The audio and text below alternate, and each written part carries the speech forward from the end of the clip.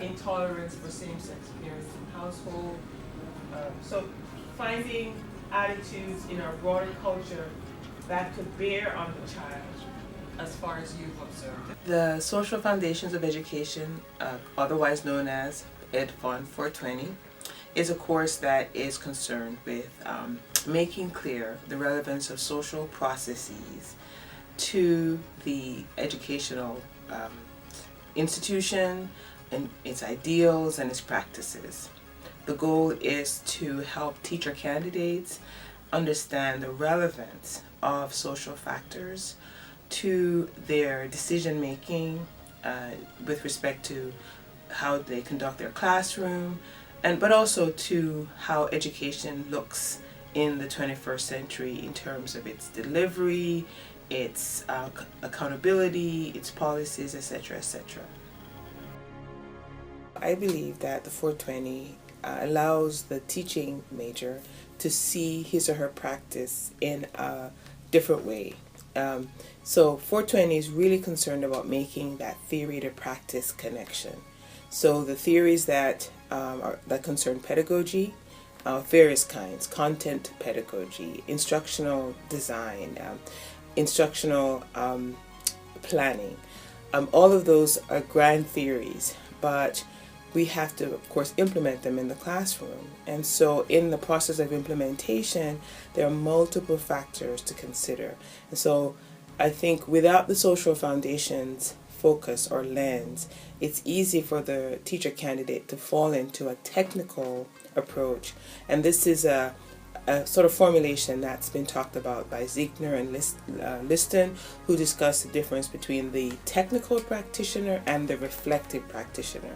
So social foundations, I think, is the bridge that makes it possible for the teacher candidate to understand what it means to reflect on his or her practice, and not just to see the classroom as a matter of implementing, standard practices.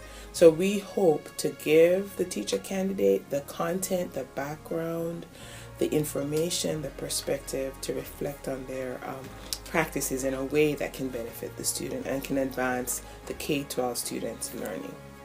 The lessons are not as lecturing as I had first thought. Most classes are very lecture based. It's very, we're a very close-knit group, so we all can, have our opinions and feel comfortable enough to share them. We all kind of go back and forth with sharing our opinions. She'll basically ask us questions relating to our field, and as a teacher, things that we need to consider, challenges we'll face, like I had said, teaching in a democracy, and the politics that are all going around. So it's really comfortable setting. I know what we say in class is going to stay in class. So if we do say something that's a little uncomfortable, because politics and religion and all that can be uncomfortable, we don't normally talk about it. So it's just a very close-knit group. So it's not very lecture-based. We obviously learn a lot about philosophy and different philosophers, and we read articles, but it's comfortable enough to be ourselves and say what we are thinking.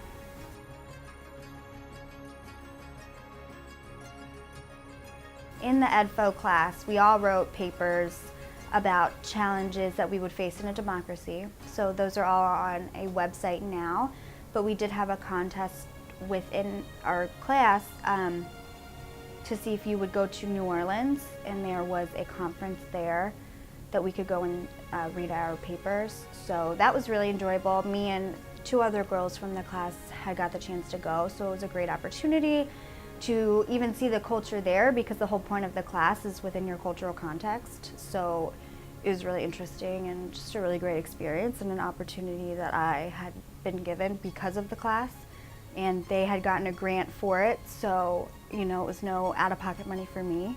So it was really great. Educational Foundations 420 for me, it's all about the context of the school you're in, the community you're in. We're learning about philosophical context, historical context, all of that. It's been really interesting because we've taken bus tours around Muncie, so we've gotten to see where our students come from, and I really enjoy that because you go into a classroom and you make assumptions about, like, this is where I think this kid comes from, this is what I think their background might be like, just based on maybe stereotypical stuff or whatever. But it's been really interesting that we actually delve into what their context is. So I think for me, it's just been mostly about learning about the students. Some of the things that I've learned within the class that I've been able to apply towards the classroom that I've been working in, I've learned mostly about, like, how do you incorporate the context that you've learned about. Like, when we took our bus tours, we learned, like, this is where your students come from. This is a historical context of where your students come from. And how do you bring that into the classroom? And it's, we've worked on modifying our lesson plans to make it more contextual for the students. And that's something I feel like I've really enjoyed, because it's good practice for, when I'm actually teaching or even when I'm student teaching. This course has really impacted how I think about my teaching in the future. I still feel passionate about being a teacher. I love little kids. That's why I'm early childhood. But we have talked a lot about, like I said, the context of where you are. And it's just really made me think about, wherever I go, I need to know the history of the place, where my students come from, and so I can incorporate that into my classroom. And I just feel so much more prepared, like I said, for student teaching, because this experience, you're in the classroom all day, twice a week. In the other ones, you wouldn't be. So I know, like, what happens in the morning, what happens, after lunch, what happens during recess, what happens at the end of the day. I know more about, like, the procedures that you would have to learn when you're student teaching or teaching on your own than, I would have before. So I've really enjoyed that. I just feel much more prepared and much more passionate.